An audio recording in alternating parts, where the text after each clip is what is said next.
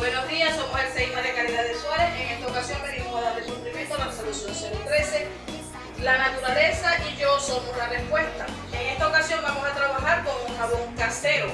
Este nos va a servir para limpiar, o sea, para lavar corotos, limpiar la cerámica, limpiar la cocina y mantener todos nuestros utensilios dentro de la cocina limpios.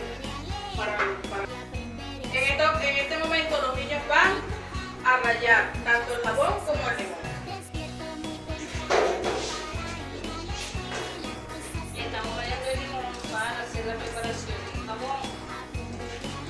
Aquí estamos rallando la pasta de jabón para hacer el jabón casero.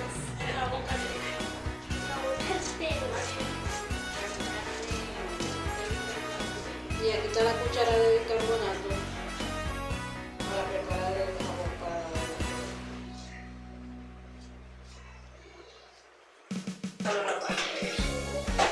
Con cuidadito, con cuidadito. Todos van a echar, pero con cuidado. Ok, vaciamos. Listo. Agregamos el jabón y el limón. Ahora vamos a echarle agua, agüita. Y lo vamos a revolver. Dale, mami, revolver.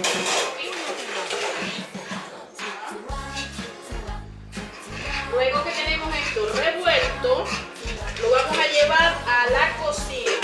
Y cocinamos. Lo cocinamos muy bien. Y después de ahí, ¿qué va a salir? Jabón. Jabón casero. ¿Para qué? Para lavar corotos. Muy bien. Preparar el jabón casero para la cocina, para limpiar la olla. Ya está listo nuestro jabón, ya lo estoy envasando y hay que dejarlo reposar por 3 horas.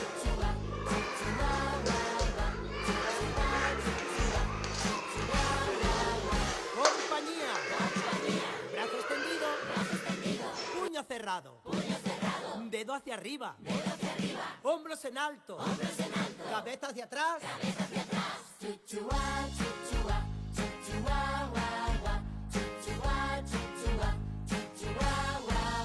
Compañía. Brazo extendido. Puño cerrado. Dedo hacia arriba.